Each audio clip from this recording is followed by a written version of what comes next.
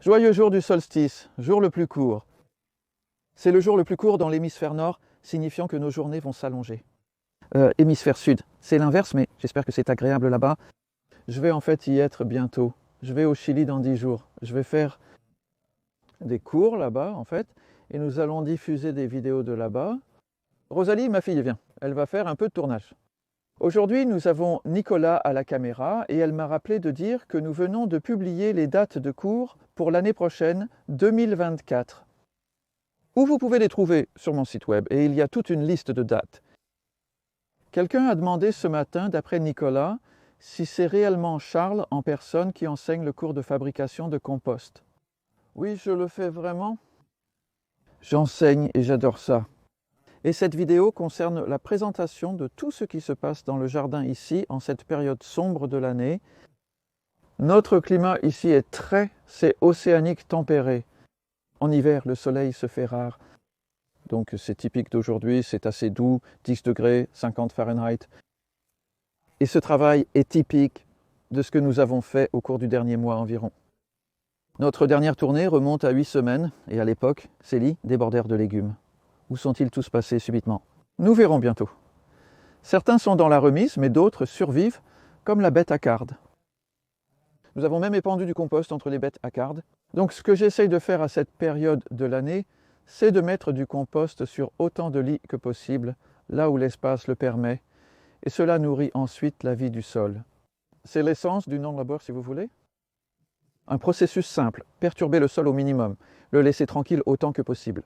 Vous pouvez déterrer un élément de fixation si vous en avez besoin, vous le faites souvent, mais ensuite tassez le sol et puis nourrissez la vie du sol avec de la matière organique en surface. Normalement, le compost dans ce climat fonctionne le mieux car le compost n'abrite pas trop de limaces.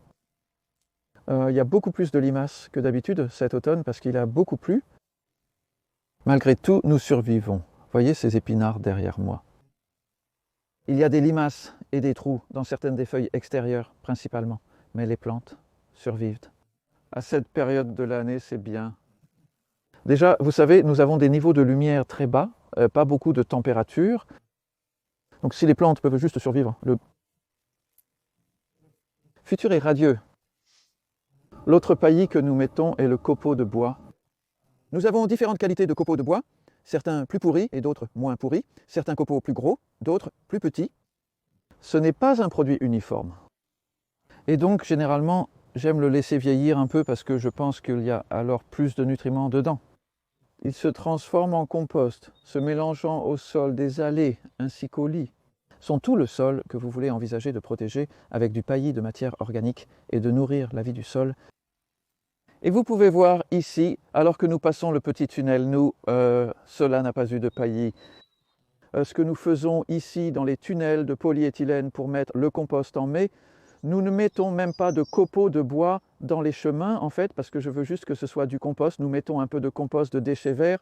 Là, c'est le trait noir et c'est assez plat. Cela maintient l'humidité et ce sont des salades d'hiver dont nous cueillons les feuilles extérieures tout au long de l'hiver. Le tunnel était tapissé de polaire. Il y a 2 semaines, nous avons eu des gelées assez dures, jusqu'à moins 5 degrés Celsius, 23 Fahrenheit. Quelques plants ont été endommagés, mais rien d'alarmant. J'ai ici des dégâts qui ne sont pas dus au gel, une sorte de virus, je pense, qui s'infiltre dans ce choucal, le choucalé Cavolo Nero. Il devrait être vert foncé, comme celui-ci par exemple. Mais même celui-ci commence à avoir l'air un peu pâle. Je ne suis pas trop sûr de ce qui se passe, mais je ne suis pas trop inquiet car vous pouvez voir combien nous avons récolté de ces plantes. Ils ont donné une énorme quantité de choucal. Maintenant, tout est un bonus. L'an dernier, à la même époque, ils étaient tous morts à cause d'une gelée plus dure qui les a éliminés.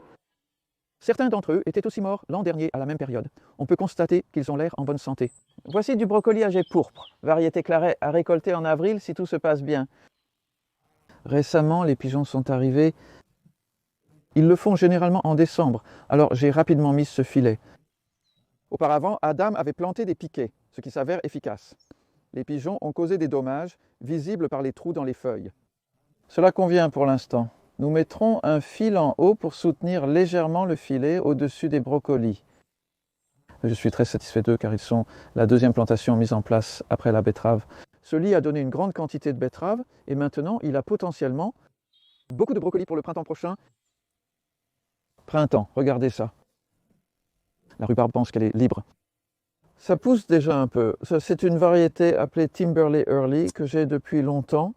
Je l'ai eue de ma mère en prenant un bout de racine de son jardin. J'ai partagé la rhubarbe avec différentes personnes. Ce climat lui plaît, elle aime l'humidité. C'est incroyable. Elle aime la pluie. Dans un climat sec, je ne tenterai pas de le cultiver. Pouvez-vous deviner ce que c'est? Nous avons ici... Cela me surprend. C'est du copeau de bois, mais il a maintenant 4 ans. Et nous l'avons tamisé à partir d'un tas de copeaux beaucoup plus gros, juste avec un tamis métallique très grossier, rien de sophistiqué, et il se décompose lentement depuis que nous l'avons tamisé. Nous l'utiliserons comme compost en fait. Il y a probablement pas mal de graines de mauvaises herbes, mais c'est du bon matériel. Toute matière organique peut être compostée. Le compost n'a pas besoin d'être esthétiquement parfait pour être efficace. Et ceci est un exemple de dommage causé par le gel.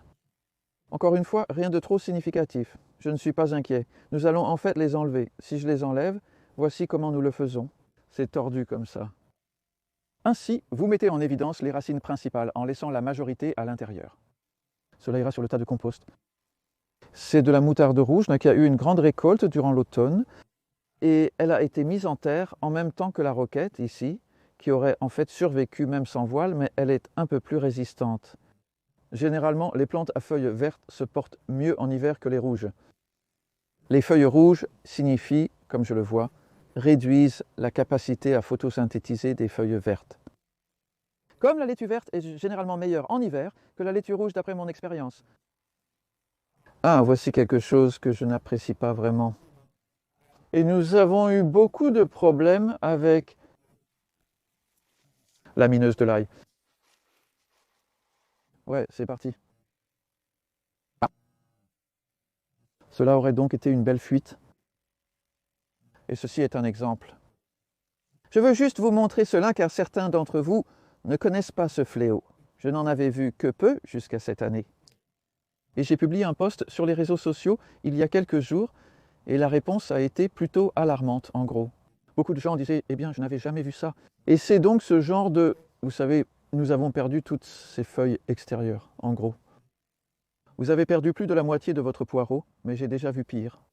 Vous savez, c'est toujours comestible, mais vous passez beaucoup de temps, vous perdez beaucoup de récoltes.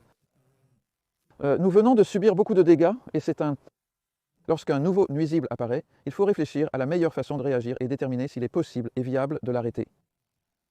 Pour les mineuses causes de feuilles, il faut couvrir les plants avec un matériau comme de la polaire dès la plantation. Les moments de danger principaux sont de mars à mai et de septembre à novembre, vous devez protéger vos feuilles. Ils mangent aussi un peu d'ail et d'oignon, mais comme ici, nous avons des oignons de printemps qui hivernent.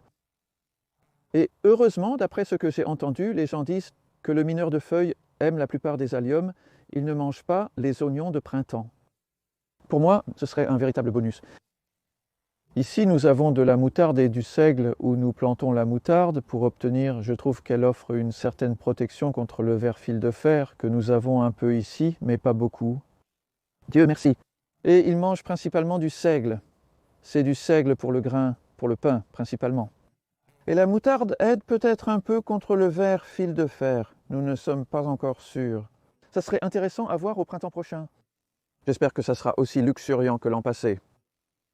Donc ce sera du seigle à récolter en grains alors que nous entrons, dans l'été prochain. Et nous allons maintenant vous montrer l'abri où nous avons été occupés à récolter et à stocker. Et vous pouvez voir les légumes que nous avons mis. Donc c'est un stockage temporaire jusqu'à ce que je... En gros, c'est un jardin maraîcher ici. Et nous verrons comment cela se passe pour les ventes. Il y a de la chicorée pour le radicchio. Ils vont dans des sacs à salade, en fait du céleri rave, des betteraves de différents types, et des oignons et du chou chinois, quelques pommes. Et cette remise n'est pas résistante au gel. L'année dernière, à la même époque, il gelait dans la remise, et tout ce que vous voyez ici a résisté à un certain gel. On n'essaie pas de conserver des tomates ou quelque chose du genre ici. Les racines d'hiver sont généralement tolérantes au gel, mais elles se conservent souvent mieux à l'abri de la pluie et du sol humide, des limaces et autres nuisibles du sol. Il est préférable de choisir le bon moment pour les sortir quand il fait encore jour. Bien, avant qu'il ne fasse trop froid, mais aussi avant que vous devez attendre qu'il ait un peu refroidi. Oh oui, oui, là, nous avons une belle fin ici. C'est quelque chose que j'ai fait juste quand nous avions prévu du gel. Alors j'ai sorti une plante entière là-bas. Ce sont en fait des éléments séparés, tu vois. La situation se dégrade là-bas, mais elle s'améliorera dans quelques jours et les choses reviendront à la normale. L'étang prend forme pour être le même qu'il a toujours été. Ce premier étang que nous avons creusé ne retient pas l'eau. Il était plein à ras bordeaux il y a 2 semaines parce que nous avions eu tellement de pluie et c'est déjà à quel point il a baissé. Autour du bord, nous avons mis ce plastique noir. Ça a l'air assez horrible pour le moment, mais c'est temporaire. Et l'idée est que cela tuera la moutarde. Il y a donc beaucoup de moutarde sous ici qui a essayé de pousser.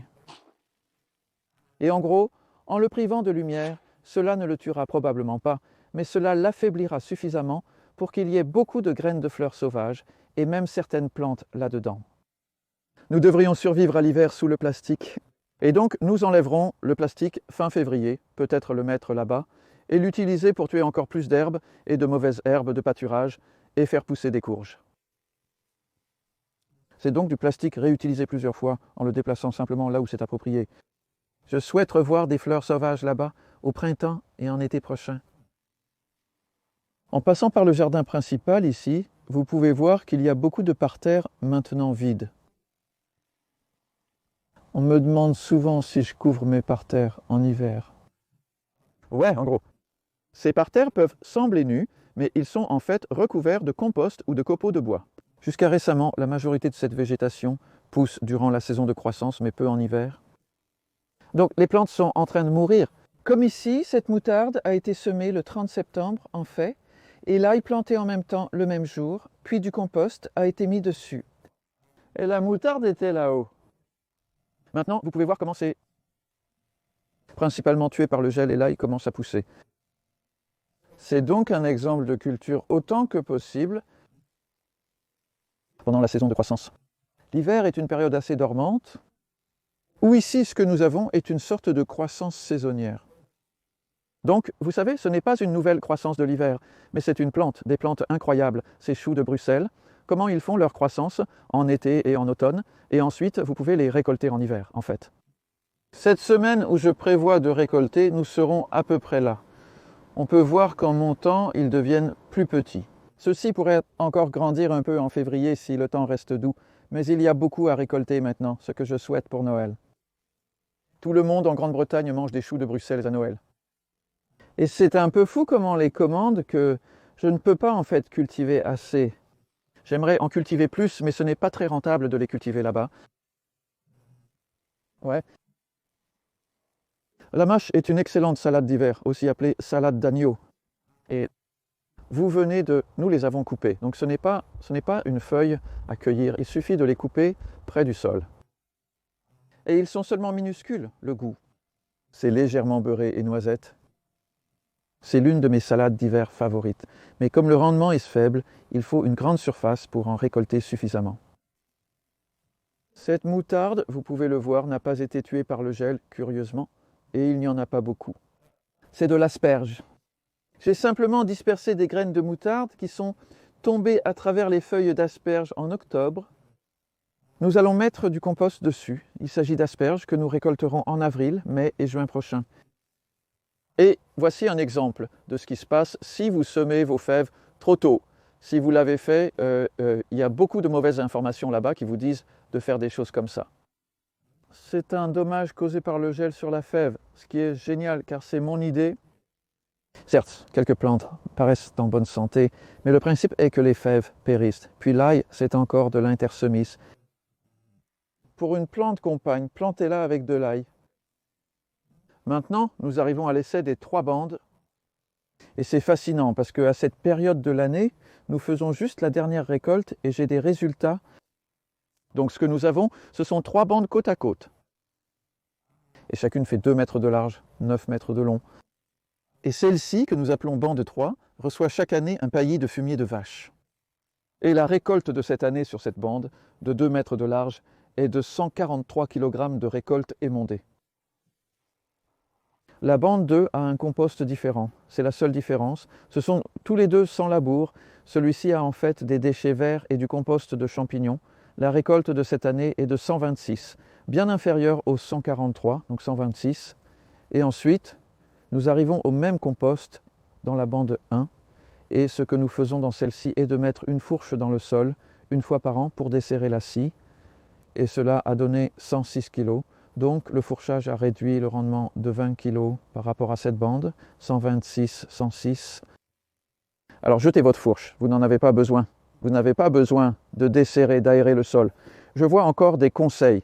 Je veux dire, la seule fois où je le fais, il y a un moment, ce serait par exemple si les constructeurs ont été là, conduisant partout sur un terrain humide et l'écrasant, puis un certain relâchement mécanique, réouverture du sol, mais dans le monde normal du jardinage, cela ne vous n'avez pas besoin de. Et je veux dire, regardez ceci par exemple, donc ce sont des carottes que Adam a semées en fait le 5e de juillet, donc assez tard, c'est pourquoi elles ne sont pas énormes. Surtout, je suis vraiment content de ça. Comme une carotte d'hiver, nous allons laisser celle-ci dans le sol, je ne le fais normalement pas. J'ai pensé que j'essaierais, vous savez, si ça devenait vraiment froid, vous pourriez pousser un peu de terre autour d'eux, parce que les carottes elles-mêmes peuvent supporter un peu de gel, juste pas trop.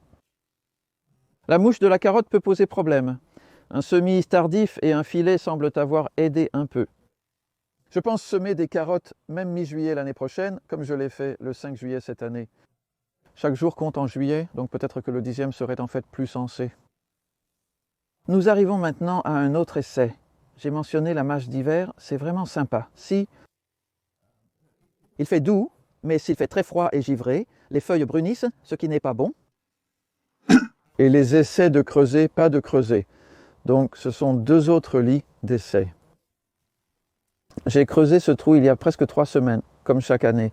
Maintenant, je l'ai rempli de compost. Même quantité de compost sur le dessus. Il y a 10 jours, nous avons transplanté des fèves et des pois. Je veux dire, ça ressemble au printemps. C'est ridicule. Nous avons eu un décembre plus doux que d'habitude jusqu'à maintenant. Ouais. L'idée avec ces plantes, d'ailleurs, c'est que nous récolterons des pousses de haricots et de pois fin février-mars, puis ils sortiront, les couperont au niveau du sol, les enverront au tas de compost et planteront ensuite pour le printemps, comme des carottes, des betteraves et ainsi de suite. Mais la récolte de cette année, 102 kg du lit sans creuser, 86 du lit creusé. Donc une assez grande différence. Et sur Dix, c'était en fait l'année 11. Les totaux de l'année 11 sont 12% différents entre le creusage et le non-creusage. Pour tout ce travail supplémentaire, 12% de moins avec la même quantité de compost. C'est le point important. C'est une excellente façon d'expliquer pourquoi la méthode sans bêchage est brillante, car elle ne nécessite pas plus de compost. Vous aurez besoin de la même quantité, mais vous obtiendrez plus de nourriture. Car je n'utilise pas d'engrais ici. C'est tout simplement du compost. Et regardez ce qui se passe juste ici. Adam fait un compostage double. C'était de la chicorée qui a fini récemment. Comme notre compost maison s'épuise, j'utilise maintenant un peu de compost de déchets verts et un peu de compost acheté pour compléter. De plus, il y a le fait maison, et ce compost n'a en fait que 4 mois. La profondeur totale dépassera légèrement 1 pouce pour l'instant, puis se stabilisera autour d'1 pouce. Quand je le mesure pour donner une idée. Comme ici par exemple, nous mettons en mai, une fois par an, mais en mai, nous mettons 4 cm, environ 1,5 pouce. Nous en mettons un peu plus ici, vous pouvez voir comment j'ai augmenté en arrivant. Mais c'est presque la 12e année que cette serre est ici. Et ces salades d'hiver, elles ont été plantées il y a 2 mois, après avoir été semées il y a 3 mois. Donc nous les avons plantées en tant que jeunes plants. Et je n'ai pas arrosé depuis 3 semaines. Donc vous voyez que la surface semble sèche, ce qui est idéal en hiver. Parce que je pense que nous avons un peu trop arrosé en novembre en fait, et le temps était si humide et moite, et les limaces, c'est juste incroyable. Cependant, on constate que les limaces causent peu de véritables dégâts.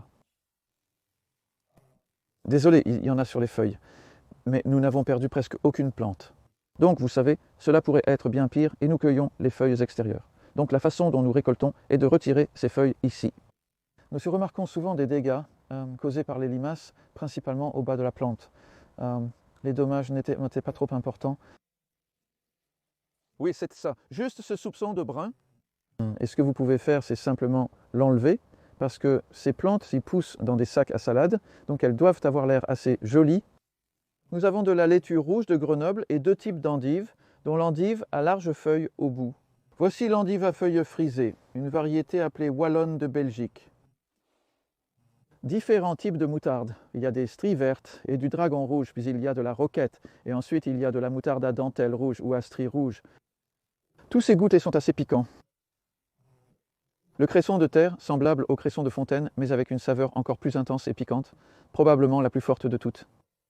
C'est pourquoi je ne l'ai pas beaucoup dilué. Une des saveurs les plus douces est la Claytonia, le pourpier d'hiver. Vous pouvez voir à quel point c'est plus grand ici, ayant été semé à peu près au même moment qu'à l'extérieur. Et de même pour le cerfeuil là-haut, c'est une saveur d'hiver fantastique. Nous mettons donc un peu de cela dans tous les sacs de salade pendant l'hiver. Nous allons beaucoup récolter ici pendant les mois d'hiver, mais je cherche à faire une pause. Cela dépend de la température, mais nous prévoyons une grande récolte ici dans environ 3 jours pour Noël. Et puis nous aurons aussi une courte pause dans la réalisation de vidéos. Cela dit, nous avons 1 ou 2 belles réserves. Gardez un œil ouvert, nous retournons à Four Acre Farm qui est Kate. Forrester fait des choses incroyables là-bas, un nouveau jardin de marché sans creuser. Il y a donc une vidéo à ce sujet à venir, et où d'autres avons-nous quelque chose d'autre dans le parc alors? Beaucoup proviendront du Chili. Faites attention à ça. Abonnez-vous si ce n'est pas déjà fait, et rendez-vous en 2024